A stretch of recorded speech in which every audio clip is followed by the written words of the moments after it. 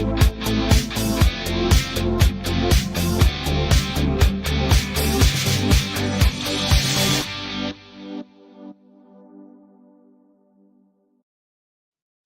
evening, Wanderers, and welcome to the 117th episode of Wanderings and Wool Gathering. Thanks for hanging around.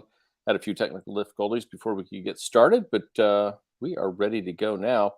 Tonight on the show, we're going to dig into a new EP from Rise Against, and we're also going to check out some new singles from some bands, and then we're going to talk about some songs from bands we don't like, but songs we do like. And finally, we're going to finish off with a discussion of Sandman number 10.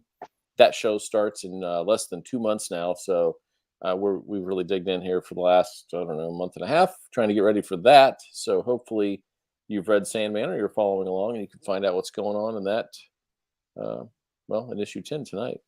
If you like what you hear and see tonight, subscribe and leave a comment. Feel free to share with your friends. Joining me tonight is, without his theme song, Metalhead. Do you want your theme song, Metalhead? It doesn't matter to me, man. I'm just trying to make stuff work here. All right. Well, he's making things work, so. So here's the theme song. Let's go. Inside into his mind, it's boy band time. It's Metalhead Mundy. That'll right the ship. All right. See, look how much better now. Look at that. Trying to get me centered up here. There we go. Looks good. Better. All right. That way, our tens of viewers will have you straight on. So that's great. Gotta love technology. Well, it's not like you got a new computer. Oh, never mind. You'll figure it out when you guys can sit down and not be rushed by a time frame. Yeah. Get ready for a show. So, it's just a weird time right now. There's not a lot of new full albums coming out that we're really digging, but there have been some singles that have been released and a couple of EPs. So that's the route we're going. Yeah, I feel like there's some albums coming up, but yeah, not a ton right now. Yeah, and I just learned today when I was listening to Puciato again that his album comes out July 1st. The full album. So I almost thought, hey, let's not do that tonight. Let's just do the album.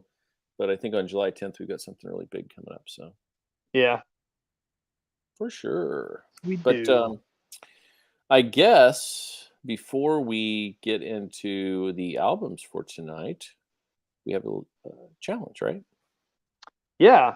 I felt like we had done something like this before, but maybe not. I don't know. But basically, it's just songs you like from bands you don't. And I didn't really put a number on it, so come up with whatever we wanted. I think I have 3, but I only really came up with 2.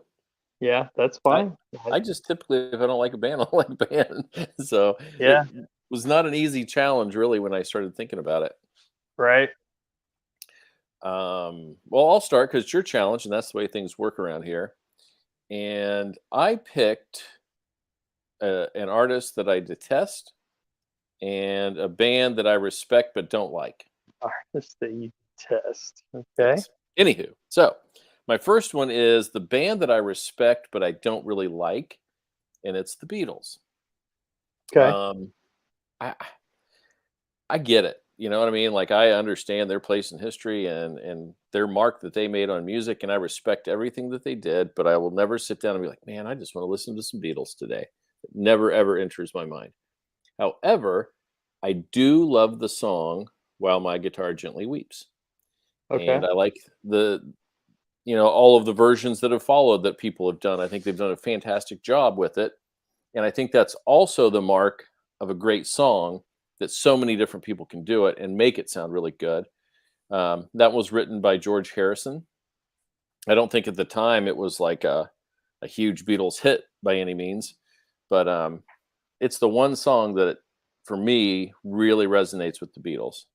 And I could listen, like if it would come on, I would listen to it. If any other Beatles song comes on, I probably wouldn't sit around and listen to it. Yeah, they're real hit or miss for me. That's another one. Like, my dad loved them. He seemed to be seem to me to be uh, much more of a McCartney fan Mhm. than anyone else. Because I mean, I grew up listening to Wings and McCartney solo stuff and all that, so I gravitate more to that than I really do the Beatles. But like, same, the Beatles are the Beatles; they'll always be the Beatles. They're revolutionary and all of that. So I get the place, but yeah, I'm not a huge fan. So, Yeah, but and like, but that song, like you're talking about, that's one of the good ones, one of the great ones. yeah, it really is. And I like Lennon. Imagine is fantastic. But that's not a Beatles song. So, um, Yeah, he's one of those guys where like I've never been super in love with like his legend and all of that, and it's just like, I mean, anytime you hear anything about him, it seems like he was a jerk. So maybe a little arrogant and pretentious. I don't know. yeah, so, I don't know, What but would have been interesting though is to see over the course of a long career what he would have done if he hadn't been gunned oh down so early. yeah, Somebody like a absolutely. Dylan or somebody who could Yep. just continue to create.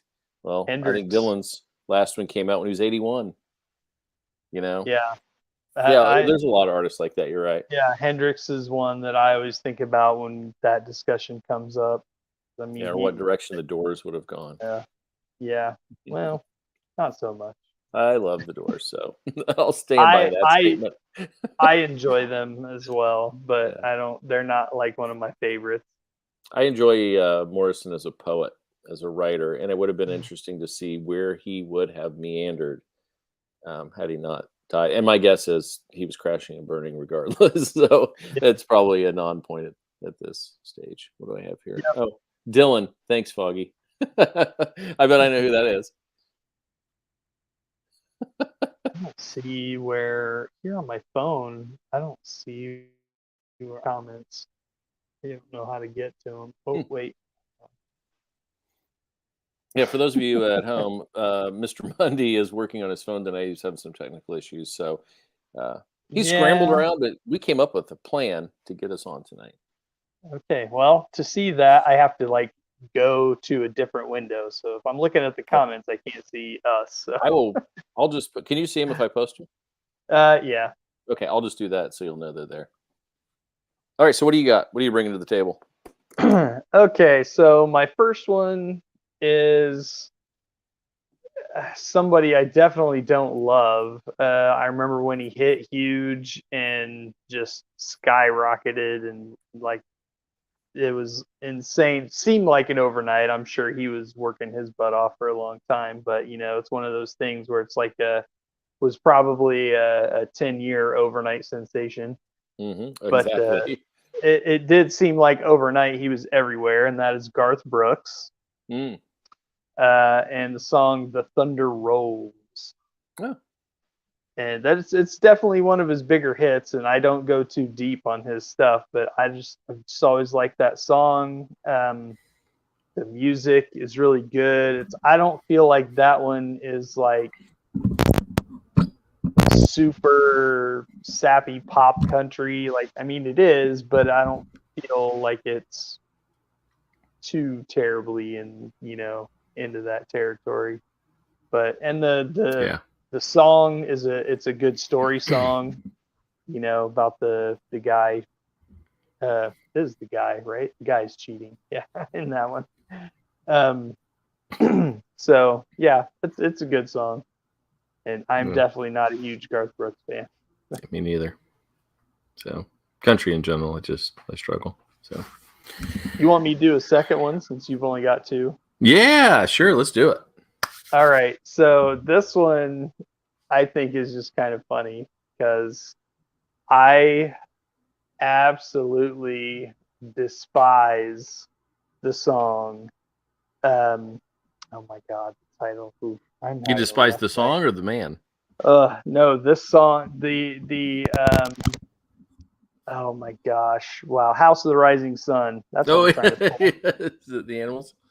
I All right. hate that song. You I love it. absolutely hate that song. So, but the Animals, they have a song that I actually enjoy quite a lot. that's "Don't Let Me Be Misunderstood." So, and that again, that's another one that's been covered. I mean, many times. So that's one of those like mid '60s, pop rock songs that I've always enjoyed. I like the lyrics and the sentiment and the melody and all that, and it doesn't make me forgive them for House of the Rising Sun. That is such a good song too. I hate that song. It's so good. I would rather listen to however long that song is. I'd rather listen to Nails on a Chalkboard for that long. That's brutal. Ugh, We will agree to disagree. Yeah. So, okay. Well, interesting choice. All right. My number 2 is Kanye. Because I am not a Kanye fan. As a person, the arrogance just, it's like sweat oozing from his pores. Yeah. Just, God, I hate it. And then when he said he didn't want an autograph from no book, all right, that just sealed the deal for me. But anyway, I can't help but like Gold Digger. What an amazing song. Got a great beat. And Jamie Foxx was on that. And that is just a great song. I would never turn that off if it came on. So Kanye's got at least a little respect. He lost most of it with Bound too, but he redeems with Gold Digger. Bound 2 is almost worth it just for the Seth Rogen, James Franco thing. No. Yeah. Anyway. So yeah, those are the only 2 I came up with. I generally just like people or like groups, or I don't, so I don't know. It was tough for me to find. I'll probably, after the show's over, I'll probably come up with a third one, be like, oh, why didn't I say that? Is that me? Do you hear the crackle? I don't hear a crackle, but it might be the microphone in your headphones in your beard. Yeah, that's what I know. I'm trying to. Let me try. Loosen it up a little bit so it's not so tight under my neck there. All right. So my last one is the mighty bad Nickelback. Oh, you found something you liked, huh? They have one song that I really like. Is it Photograph? It is not Photograph. It is not Photograph. So I can't remember the name of the album. It's the album that has like the silver tear. I don't remember what that one's called. Me neither. But the first song on that album is called Never Again. And I really, really like it. It's got like a driving bass line, real solid riff. And I mean, Chad Kroger's Chad Kroger. He's always going to sound like Chad Kroger. But the lyrics are really great. It's another story song. And it basically deals with a mom being abused, physically abused, but from her son's perspective. So it's all about her being abused, but it's like him being in this house and seeing everything. And it's just really great. The lyrics are, I mean they're horrible, but it's right. Great. And it kind of goes through all this, like her beating up or getting beat up and being put in the hospital, but then like I think it is supposed to be his dad. I don't remember if they say that specifically, but him like turning on the charm and they get back together, and then it just happens again and again, until one night she just like unloads a revolver into his chest, and that's never again. It will never happen again. So it's it's a good song. It's real solid, and I mean Nickelback, but I like it. Well, you like it, you like it. There's nothing you can do about it. Are you sure it wasn't Photograph? No. Okay, just checking. It's not. Look at this photograph. What just happened? I said the photograph, the video where he's got the photograph. Oh. Yeah, see, I never even got that far. I never even Man, pulled out an come album on, to dude. listen. So How do you I know. I know gotta what to hate if you've never heard it? I've heard enough on radio play, or on MTV because they play music all the time. Back in the day. All right. Well, that was a great challenge. We are not going to have a challenge next week because we won't be here. Yep. But on the 10th, we're not going to have a challenge because hopefully we'll be having a guest, and we'll be sending some previews out of our July 10th episode, which should be really exciting. So stay tuned for that. Look for all of our socials to be putting out some good information on that. Should be really Looking exciting. forward to that. Me too. So let's get into new music. So we had about the extent of an album between all the songs we did today, but we had an EP to start off with called the Nowhere Generation 2 from Rise Against. Mm-hmm. And there were 5 songs on this one, or 6? Yeah, 5 5. songs. 5 songs on this one. Mundy, I'm going to get your take first. What do you think? Well, let me start by saying I am a Rise Against fan. I don't know if I can probably move that. So I can't figure it out, but I have basically what is a Rise Against tattoo. It kind of uses some of their imagery. Like one of their things is they have like the heart or a hand fist like going up into a heart. It kind of uses that imagery, and I have actual lyrics from the song "Swing Life Away." Mm-hmm. It says, "If love is a labor, I'll slave till the end," and then I have my kids' birthdays in it and all that. So I'm a Rise Against fan. I've seen them once, which was not great just because of the conditions. It was Fallout Boy was doing basically like a baseball stadium tour, and the boys at that time, like they liked Fallout Boy. I mean, Fallout Boy's okay. They have a lot of songs I like, but they were in Chicago, Wrigley Field, and they were kind of like everywhere they were going, they were doing like local openers. So they had Rise Against with them because they're a Chicago band, which I mean, Fall Out Boy is too, but they're Rise Against another Chicago band. So they played with them. So I was like, hell yeah, I'll go to that. Take the boys to see Fall Out Boy, and I'll see Rise Against. The opener was the one and only MGK. So that was god awful.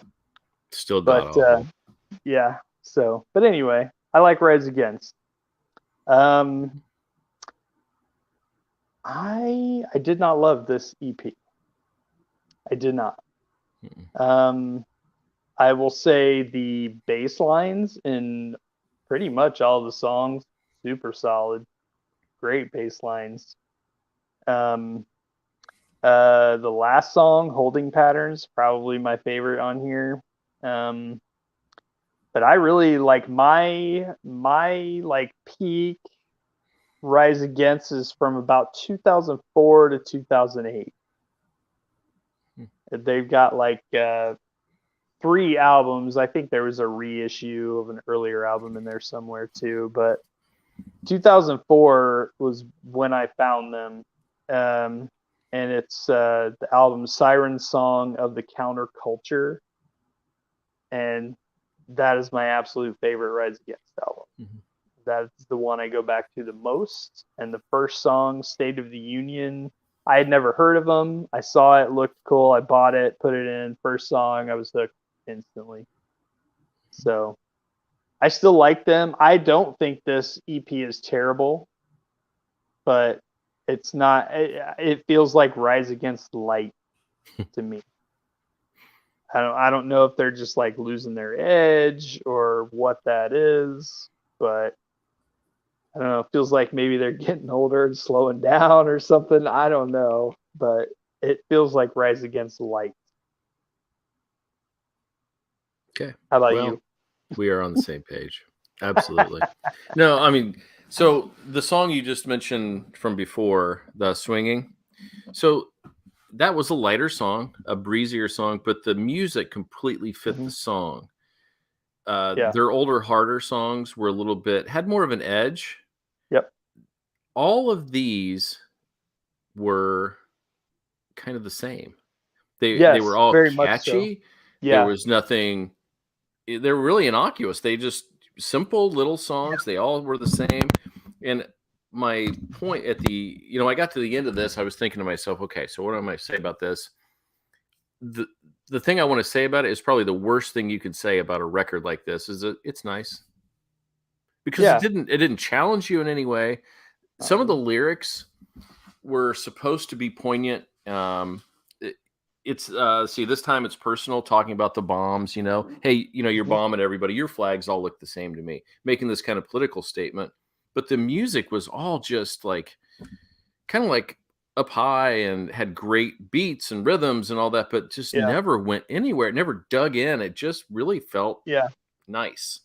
I felt like there was more than one song that like they kind of started off slow and then kicked into like kind of a mid-tempo punky groove, but like it's like there's no real teeth to it. It's pop punk that is leaning way more pop. Yeah. And I think when you were listening to it and I had listened to it, you texted me and you said, I want to listen to old Rise Against. And I said, yeah. I said, it's making me want to listen to My Chemical Romance because it sounded like, especially Last Man Standing, where you kind of go slow and then all of a sudden, like the chorus just hits and you have these big vocals and all that. It just really sounded like they were almost like an MCR ripoff band. And we know they're not. But that was just kind of the feeling that I got, which was really strange. I don't know. Yeah.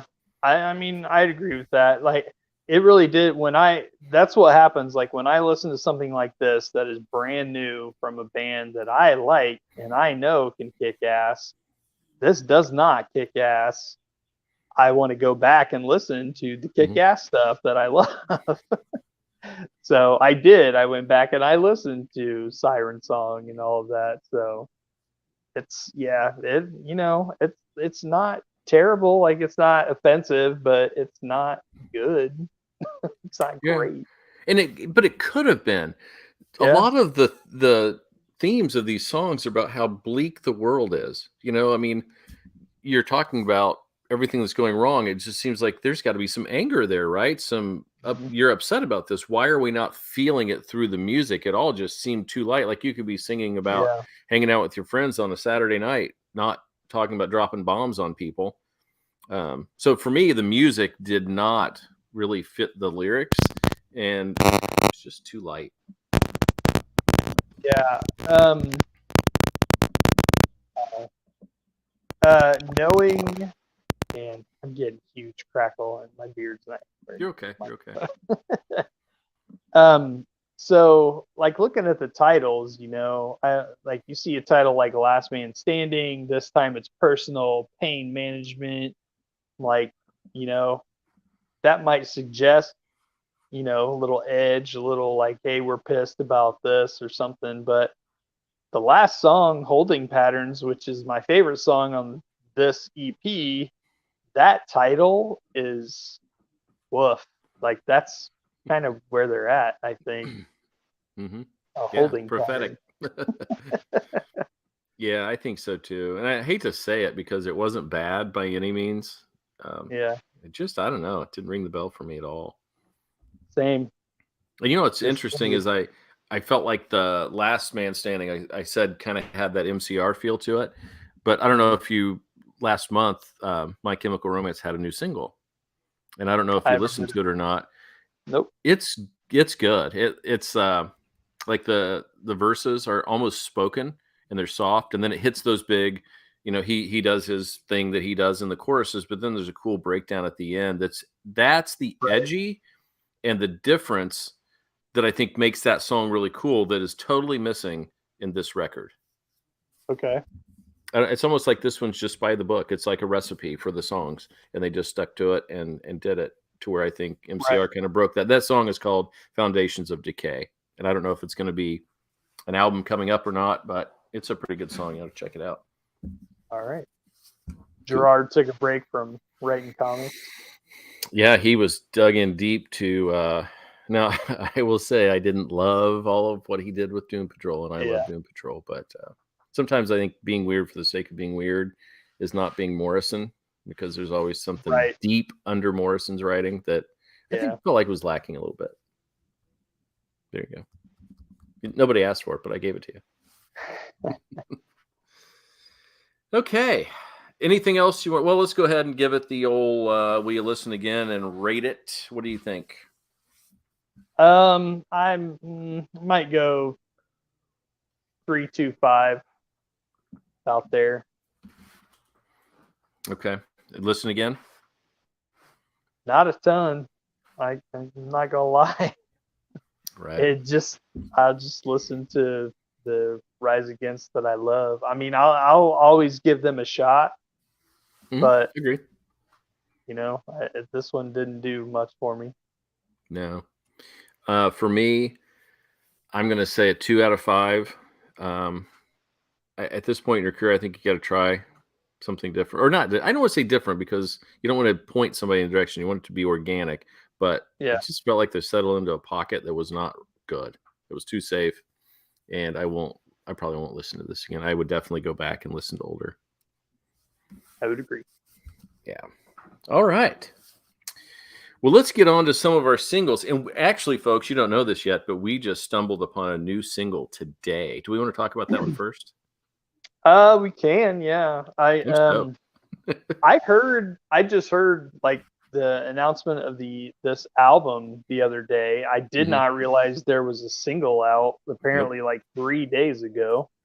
Yep. And I just happened to see that it was, so I said, hey, Foggy, you want to call an audible? We can throw this in there too. So we did. Ozzy Osbourne has a new single out. So I'm assuming this was all recorded long ago because he just had surgery. So it's called Patient Number 9, and it features the legendary Jeff Beck. Yes. So yeah, I don't. What was your first impression of this? My first impression was, what? We went on his farewell tour. What is he doing making new music? Well, he may not tour, but he's going to tour again. Will. Yeah, if he can stand on the stage, he will probably tour. He was awesome last time. He was running, and it was shocking. Great. Yeah, he was fantastic. And to be honest with you, you sent that to me late, and I still managed to listen to it 4 or 5 times. Yeah, I really like this song. Yeah, man, his voice. Okay, I don't know if you noticed, but in verse number 1, his voice was really high. Did you notice that? It was like a little different than normal, and then he settled in to his Ozziness after that. Super catchy, and Jeff Beck, man, the guitar is definitely the highlight on this song. Yeah, I think I would assume that Beck is just doing the solos. I don't think he's doing the regular rhythm guitar, but it's I mean, this definitely sounds like the same writing producing team that we got on the last album, which was fine. I mean, that we enjoyed that album. One thing I did notice was the bass was huge, and it was way out front. So I was, wow, that's kind of a different direction, I feel like. But I really, and the solos, I mean, it's Jeff Beck. Like you can't. What are you gonna say about Jeff Beck? Heck. Yeah, right. But man, when he's later in the song, probably 3/4 in, he's got a crazy guitar solo, and underneath it is this huge, deep groove that's going on that is so cool. Because usually it's just like the guitar solo just takes center stage, and you're just, oh no, this one, it was layered, and I really thought that was cool. Yeah. I think the song's like, it's weird because it's kind of a weird, interesting mix of like modern but classic sounding. I thought there was It's like, definitely a classic feel. yeah, you can hear both. It's almost like kind of a more, sounds like more modern Ozzy, maybe through the verses and then the chorus or something, chorus bridge somewhere in there. I'm like, what? This is like 80s Ozzy. hmm So it's pretty cool. It's a good song. I like it a lot. Makes you super stoked for the album. Like if this song is, it was long. It was a 7-minute song, Mhm. and it had really cool elements. If he did that for this, what is the rest of the album going to be like? Yeah. I think we should do it on the Did show. Did you watch a video? The Todd McFarlane one. Farley. Yeah, Is Todd that that? McFarlane he did a lot of the animation for the video. Okay. The one with has the guy in the He's like prosthetics and all. bouncing off the walls and stuff, and it's all animated or whatever. Check that out. It was Todd McFarlane. I watched the video and there's an audio. There's like official audio. So, I I would guess play it didn't right know now, this but we'd was get Todd. kicked off. Yeah, right. And So then- I'll have to check it out again because I didn't realize that was the Todd. The Todd. Yep. Cool. Anyway, I'm going to give it 2 thumbs up. I really dug it. Yeah, absolutely. I'm interested to hear more for sure. Oh, yeah. Next song was from Greg Puciato, which was Never Wanted That. And you go ahead and talk a little bit about that. Because you are more familiar with his previous work. Yeah, well, he used to be the singer in Dillinger Escape Plan, which I'm not. I've never been a huge fan of theirs. I don't dislike them, but it's just one of those bands that I've never really gone deep on. I like him much better in Kill or Be Killed, which is I think we reviewed their second album on the show. And they're just like kind of a metal super group. You got Puciato, you got Troy Sanders from Mastodon, Max Cavalera, and they've had a couple different drummers, but they're amazing, and they have like 3 guys that sing in excuse me, in 3 very different styles, so that's really cool. But so I was really excited to hear the song, and he's done solo work he's done, but I think he's been putting stuff out pretty steady since he left Dillinger. But and it's kind of all over the place. Like some of it's heavy, some of it's not super heavy. And like this one, I don't feel is like super heavy, and he definitely does not highlight his vocal range on this song. He kind of finds this little pocket and kind of stays there. At the end, you get a little bit of like an affected vocal, which sounds cool, but he's like, I mean, he's a good singer. He's a great screamer, and we really don't get any of the screaming here in this song. No, he just released another one that's going to be on this record coming up, and it's a little heavier. Yeah. This one was real mellow. I mean, it was just very even throughout. It was good. I liked it a lot. His voice is super smooth. Yeah. And it was an interesting song. There were some times where he starts to take off a little bit, where he is a little elevated in his singing.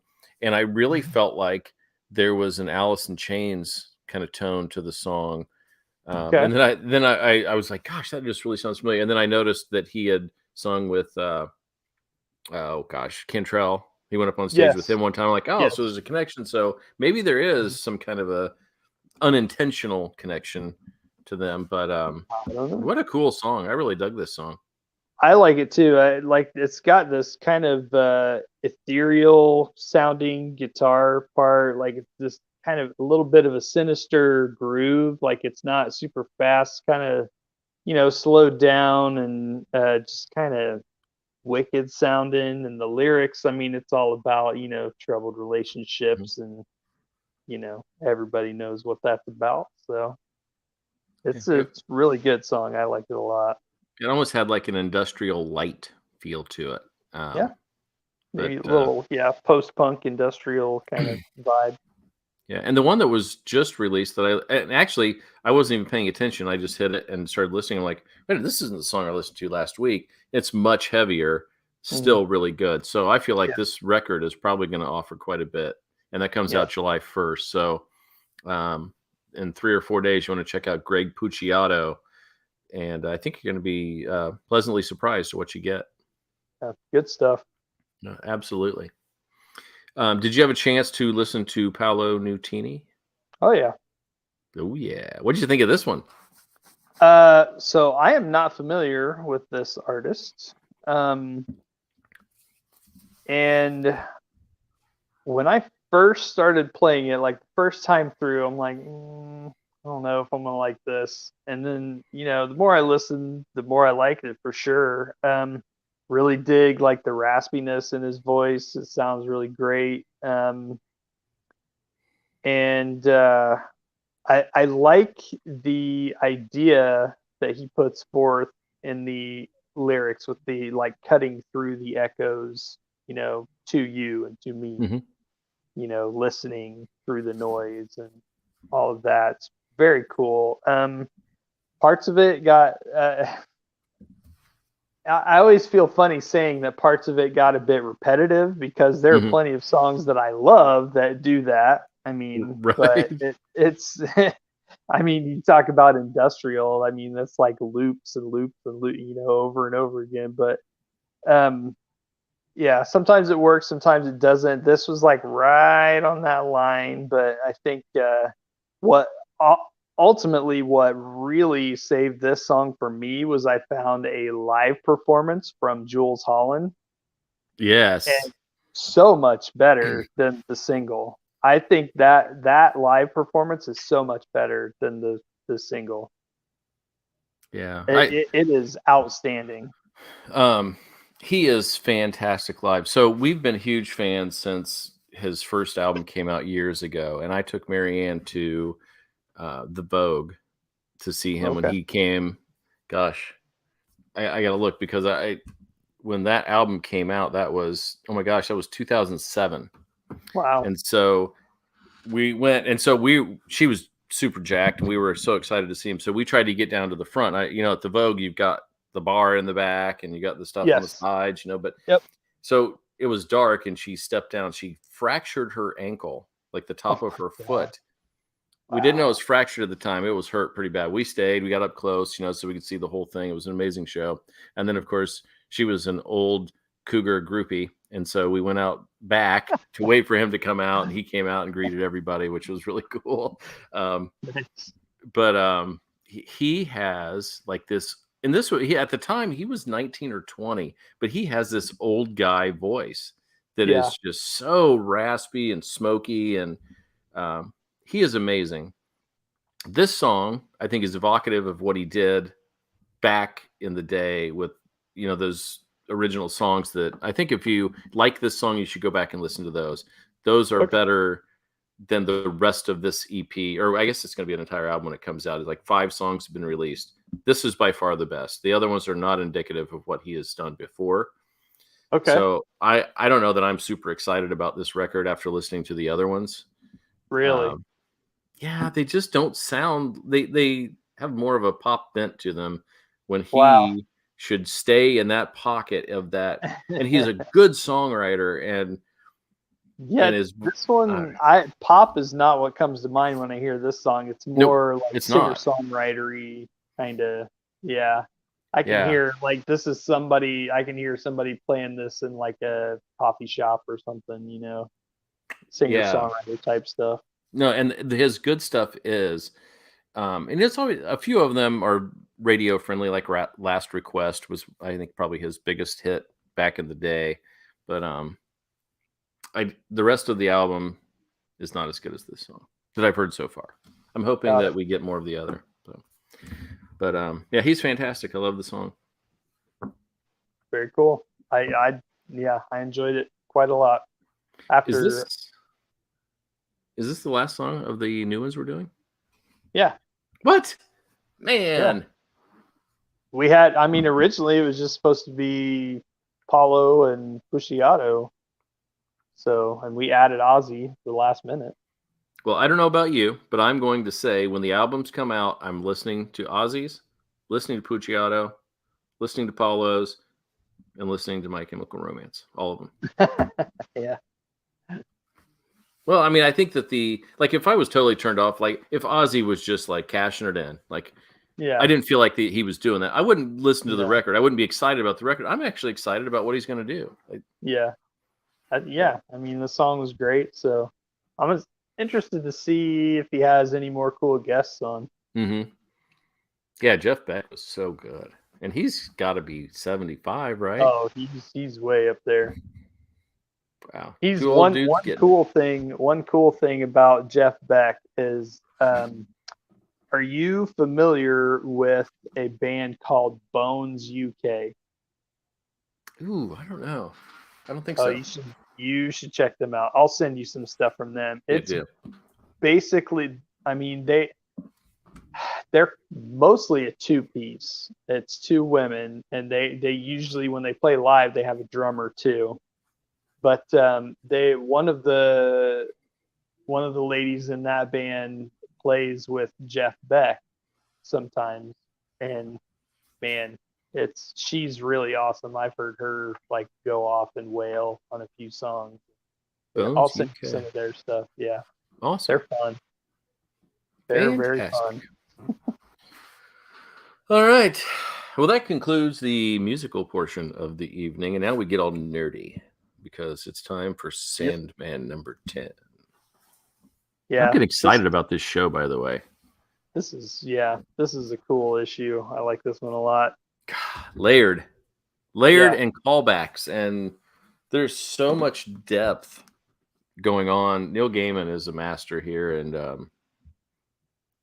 I mean, there are callbacks, new characters, groundwork laid for future stuff. It's all over the place here. Yeah, it doesn't really advance much. Like, it doesn't really progress much through, but it just provides so much meat to the story that it's really cool. Well, this is the first part of the Doll's House, so it's kind of laying the groundwork for that. But it's also, this is the first time we meet two more of the Endless, Desire and Despair. Yeah, and we have this cool room where they can connect with each other. Like, yes, the sigil room. Yes, which is they all have. Cool. So all of the Endless, they have a sigil for each of their siblings, and whenever they want to talk to them, they, I don't know if they always have to pick up their sigil, but they use their sigil to call upon that sibling, and they, meet up or talk through the sigil room or whatever. Except one. Cool. Yeah. There's one missing. Yep. Which is super cool. Yeah. That they include it. I mean, that's what comics do so well, is that visually you see all of these things and you're like, oh, there's a blank one. And so we'll find out later, of course, which Endless she, Despair, kind of, she mentioned it without mentioning a name. Mm-hmm. Said something about the prodigal, and Desire was like, not him. I'm talking about Dream. Yeah. Yeah. So somebody has left them, and we'll see what happens. Yeah. But that's so, I mean, again, it could seem like, if you're not really paying attention, a throwaway line. Yeah. But clearly not a throwaway line. Yeah. So, all right. So where do we dig in here? This is, well, you know what? 2 pages in, or 3 pages in, one of the cool things that we just finished with Nada, we talked about it last time. Yes. And then that gets mentioned again. Yes. Desire. Yeah. I think that's why they included, I think that's why Neil made that issue number 9, because you get that story, which is kind of at that point is a callback to his visit to hell. So then we get the story of Nada, and then here we find out Desire basically set that up as a game to entertain himself. That Nada was a mistake. Oops. Yeah. Yeah. So you're right. That probably, because Nada meaning to a lot of people nothing. Yes. So had you done this issues later, it's likely people wouldn't have made that connection. So yeah, good point. So after the meeting of desire and despair, then we see a mother and daughter arriving to England in a jet, and this is I can't remember the mother's name. It's is it Miranda? Yes. Miranda and her daughter Rose. Rose, yep. And then they land and they're met by a solicitor, and he takes them to his client, which they're in the car, and as Miranda's speaking to the solicitor, and she's like, "Oh, is he rich?" And the solicitor says, "She is very rich." So you're kind of wondering who it is, and all this time as well, we find out Rose she sleeps a lot Mm-hmm. and dreams a lot, and her mother does not care about her dreams. So then it shows her falling asleep in the car on the way to meet whoever they're going to meet. And this is really cool. I love what they do here, how they have her, the panel with her in the back seat, and then it starts shifting around the page. And then for a few more pages while we're in the dreaming, it's, like letterbox style. Yeah. I don't know if I can get this in front of there or not. This is the big boy. I got my omnibus here, so yeah. But you can see where she's sleeping, and then it rotates around. Yeah, when a book normally would be like this. Yeah. Yeah.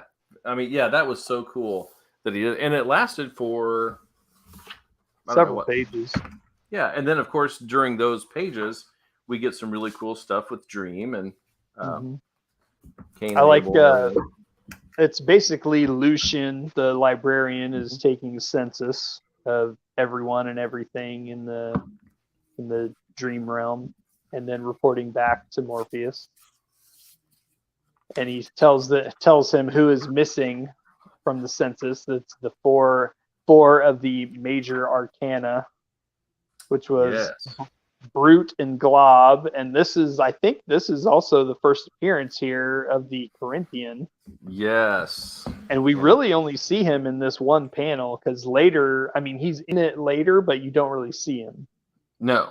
You see his hands. I think he takes off his glasses. Yes. You see his hand grabbing a bottle. You see what, from his perspective, you see it, but you don't see him. Yes. Which so was you got Brute and Glob. Yeah. So you got Brute and Glob, you got the Corinthian, and the Fiddler's Green. Fiddler's Green. What a great name is that? Fiddler's Green. But they're all missing for some reason, one reason or another. There was a word that they had that indicated how dangerous or important they were, and I can't remember what the word is. It started with a P. It was just like, it just kind of caught me when I was reading that. I'll have to find it in a little bit. Yeah. But I don't know what you're referring to there. I will find it, mister. But anyway, so then after we go through all of that, can you hear him? Party time. Oh, God. I mean, somebody's here, or a squirrel might be outside. How dare they? And one goes, then the other goes. Yeah, Bruno's a total follower. And then they talk about the vortex. That was the next part, right? So he reports back that all these are gone. Was it a vortex or was it a nexus? There are rumors of a vortex, my lord. Perhaps you might wish to investigate. Yeah. There you go. Yeah. Yeah. A true amulet. Amulet. Yeah, that's right, amulet. And I'm stuck on that word was Rose, like when she woke up from her dream, because I thought that was a great device too, where Dream was like, of course I know about the vortex. She's here, and she's right over there in the corner. And then she's like, oh my God, they're talking to me. They're looking at me. And then she wakes up. So that in was a broom closet. An empty broom closet. Yeah. No, that was not. No, she woke up. That's later. The broom I know closet is with the three witches. Oh yeah, those. Oh yeah, that was a callback too. Oh, it was for puissant creatures. Okay. Puissant. That was the word I was like, oh, that's a cool word. Got stuck on that earlier. But yeah. So then I thought it was cool. So she wakes up when they arrive to their destination, and she says, "What's an amulet?" A And the what? guy, yeah, and the solicitor says it's an old word for a kind of ring. He was like, "That's unusual that you'd want to know that. Where did you hear that word?" Girly. Yeah. Dude, call me girly. I was right. He was a total bozo. Yeah, and then now this gets back to like almost full circle to the beginning. Yep. Because we finally reach who they came to see, which is a throwback to Miss Kincaid, Unity, back from, was that Hey, one or two? oh, can you hear me? I can't hear you at all. Check your Yeah, I mic. got you now. You're back now. Are you there? I can't hear anything. Let me check my audio. Still there.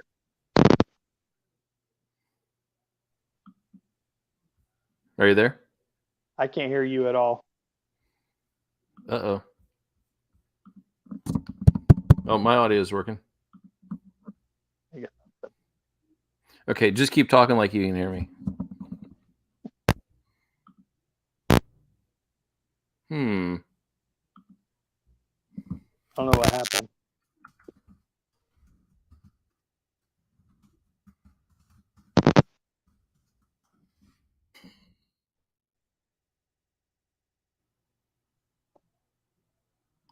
Can you hear me now?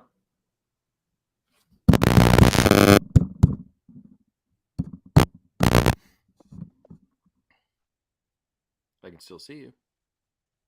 I can't hear you. Can you hear me? I got nothing on my end. Oh, keep talking. Anywho, well, so you still have nothing?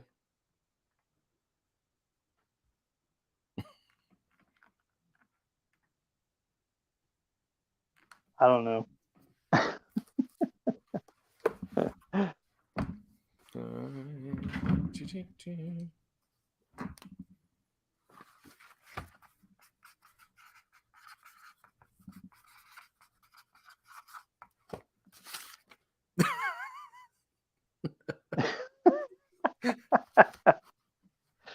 Okay, I guess. So I guess I'm winging this on my own here because I can't hear anything that Foggy's trying to say. So they reach their destination. The solicitor takes them into this nursing home, and they meet Unity Kincaid, which was a callback to the very first issue. She was the one that, as a young woman, fell asleep and stayed asleep. She was basically in a coma for okay.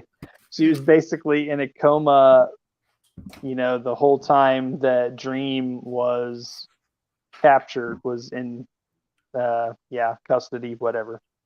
And she was raped while she was in a coma and had a baby. So here we find out that Miranda is that baby. So, and Unity says she's almost 90, so she wanted to connect with her daughter and her granddaughter. So that's kind of interesting that Rose is this nexus of the dreaming, and she is Unity Kincaid's daughter. So there's obviously some kind of connection with all of that I imagine, we'll hit on later. So then, as she's telling Miranda she's her mother, she starts freaking out and they make Rose leave. So Rose starts going to wander around and she runs into our old friends, the three witches, which have so many names. But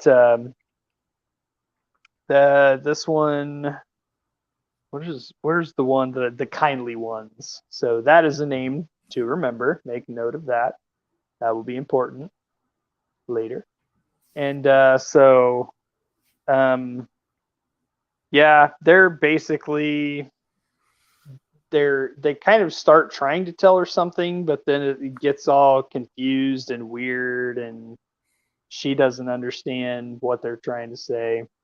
And then she kind of like comes out of that, like it was some weird supernatural thing. She comes out of it. She's in a broom closet. She's like, doesn't even know if it was real. So then they kind of reunite. So then like they get through the explanation of Unity being her mother, her grandmother, and they, have reconciled. And she kind of tells us like the baby, her family arranged for the baby to be adopted. And as soon as she recovered, she basically forced the the family attorney to tell her about the baby because they tried to deny it. And this was a cool little thing. Like it keeps showing this dollhouse as she's talking, and we get a couple of panels where she's just speaking, and it looks like, I mean, I wasn't sure who it was at first, but then they kind of do a closer look, and it looks to be Dream. It looks like he's in the dollhouse just listening to the story. So not really sure what that's about. And then Unity actually gives Rose a ring, and she says, "Oh, the amulet? Is this the amulet?" So, that came up. So now she's actually getting a ring. And then she says, "What's the Corinthian?" So then we get this really terrifying little thing of the scene of the Corinthian, and you're basically seeing everything from his perspective. Like it's kind of dark, like purples and grays and stuff. And some guy brought him some wine, and this, you find out it's kind of a hotel, and he like basically apparently tried to solicit some favors from this boy and a young hustler, if you will. And he has him tied up in the bathroom, and he was like, he's scared for his life. And then you kind of see, like, you are looking out from the Corinthian's eyes, and you see him take the glasses off, and then the kid starts freaking out because, of course, the Corinthian has teeth in his eye holes. So it's real freaky visual. And then that's the end. It doesn't show him doing anything. He's got a knife, and he says it's playtime, and that's the end of the issue. Yep. I'm just going to add a couple of points. You nailed it. So when you said that you thought that was Dream in the window, there is the top left corner shows a close-up of the just half of Dream's face, and you can see it's definitely him in the window. And then the other cool thing was when Rose meets the three witches, she screws up her questions because she's, according to this, allowed a few questions, but she blows it by saying, "Do I know you?" And then she says, "What about Jed?" And then she says, "Protect me from what?" And then later one of the witches said, "Had you asked the right questions, I could have warned you against the Corinthian, told you of Jed, and of Morpheus." But she blew them because she was just scared and startled and asked three silly questions, which I thought was kind of a cool thing too. Can you hear me? We are still no audio. This is fantastic, everybody. This is how it works. All right. Well, anyway, so that was the end of the issue, and we end, and it says next is Moving In. And so that will be issue number 11. And the Corinthian, as he said, has Davy at his knife's point. He's taken off his glasses, and that's where this one ends. And so we move to the next issue 11, next time we reconvene. So I hope you will join us. You're missing Metalhead Mundy there, but if you want to find him, you can find him at Metalhead Mundy on Instagram. And you can find me, Foggy's Pal, on Instagram and Twitter. And you can find Wanderings and Wool Gathering on YouTube, Apple Music, Spotify, Stitcher, Castbox, and SoundCloud. And you can find album, movie, TV, and comics reviews at wanderingsandwoolgathering.com. We're about to start our Big Brother extravaganza that we do every year. It starts in 2 weeks, so make sure you go to wanderingsandwoolgathering.com for that. Me and Ray are all over it. We'll have all your Big Brother news, so I hope you'll join us there. And see you probably not next week. I'm on vacation, but we're going to be back on July 10th with a very special show. We'll tell you about it in the meantime. Until then, bye now.